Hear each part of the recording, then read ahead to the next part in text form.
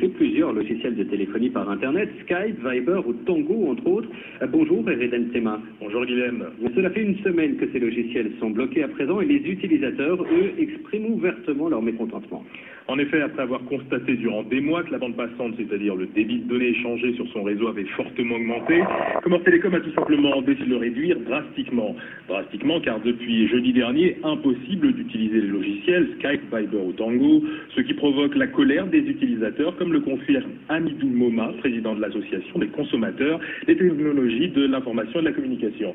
Pour nous, il y a rupture de contrat, ce qui nous a conduit à déposer une plainte auprès de l'Autorité nationale de régulation des télécommunications pour violation des droits des consommateurs, à savoir le droit d'accès et le droit à l'information, et surtout pour censure au point IP.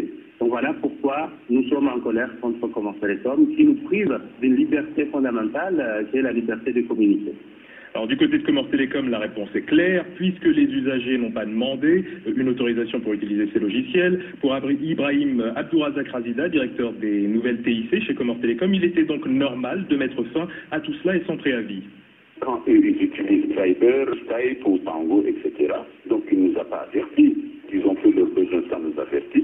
Nous, on a fait notre travail sans nous avertir. Comores Telecom a besoin aussi de gagner quelque chose sur Skype. Nous, on gagne quoi sur Skype? Skype, les gens se planchent sur nos équipements, ils utilisent les sites de Skype, ils se téléphonent n'importe où, sur le fixe, sur le mobile, etc. Et que Comores Telecom, il a manqué de gagner là-dessus. C'est avant tout une société de télécommunication. Donc on est obligé, avec des investissements que nous faisons de jour en jour, on est obligé de rentabiliser ça.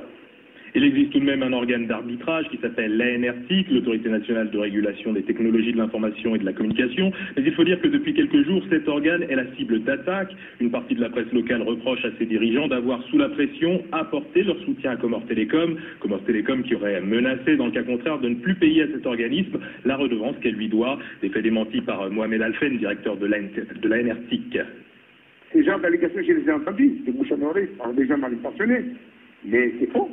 Parce que nous ne dépendons pas de Comores Telecom.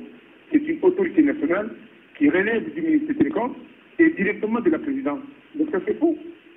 Faux ou pas, l'ANRTIC devrait prochainement rencontrer les différentes parties. En attendant, la mobilisation des internautes ne s'essouffle pas. En moins de 5 jours, la page Facebook non censure de Comores Telecom a enregistré pas moins de 35 000 visites depuis son lancement dimanche dernier. Merci, Eredem Tema, pour ce tour du net à retrouver bien évidemment.